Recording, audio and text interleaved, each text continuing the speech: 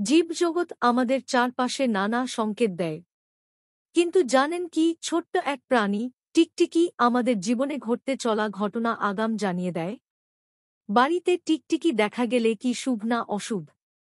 আর যদি শরীরের কোনো নির্দিষ্ট অংশে পড়ে, তবে সেটা আবার কোন বার্তা দেয়?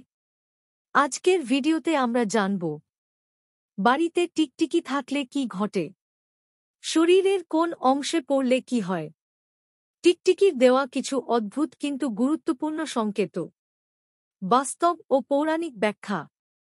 ভিডিওটি শেষ পর্যন্ত দেখুন, কারণ প্রতিটি তথ্য জীবনের মোড় ঘুরিয়ে দিতে পারে।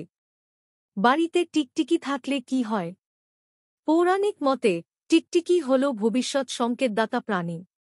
দক্ষিণ ভারতের অনেক প্রাচীন মন্দিরে আজও টিকটিকির চলাফেরা অনুযায়ী ভাগ্য গণনা হয়, একে বলে গৌলীশাস্ত্র। টিকটিকি যদি ঘরে বেশি দেখা যায়, মনে করা হয় সে ঘরে উন্নতির সম্ভাবনা রয়েছে, কারণ পরিবেশ নিরাপদ ও উষ্ণ। টিকটিকি বারবার রান্নাঘরে আসে, তাহলে ভবিষ্যতে অর্থ বা খাদ্যের অভাব হতে পারে।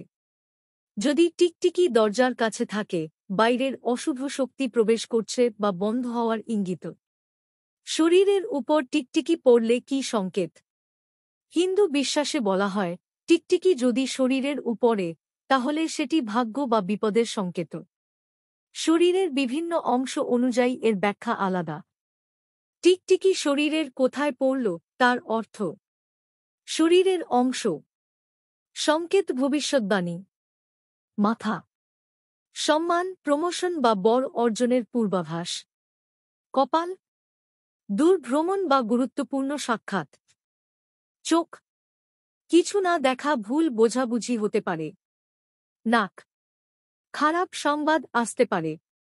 ডান হাত আর্থিক লাভ, টাকা আসবে।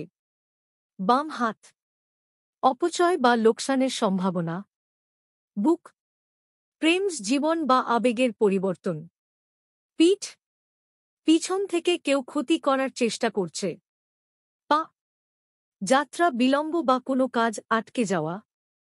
পায়ের আঙুল ছোটখাটো বিপত্তি বা ভুল পদক্ষেপের ইঙ্গিত।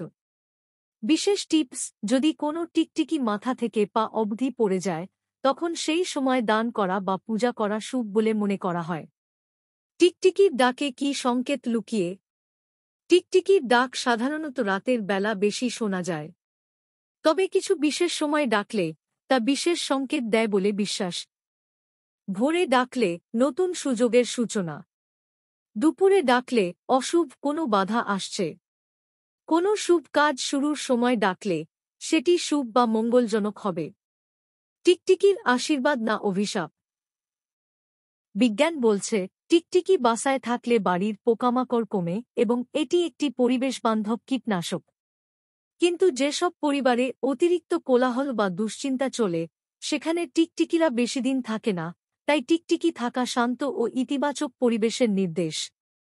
টিকটিকি আমাদের জীবনের এক রহস্যময় অংশ। হয়তো ওর উপস্থিতি শুধুই কাকতালীয়, আবার হয়তো প্রকৃতি আমাদের সঙ্গে কথা বলার চেষ্টা করে। বিশ্বাস করুন বা না করুন, কিন্তু প্রকৃতির এই ছোট প্রাণীটি আমাদের অনেক কিছু শেখায়।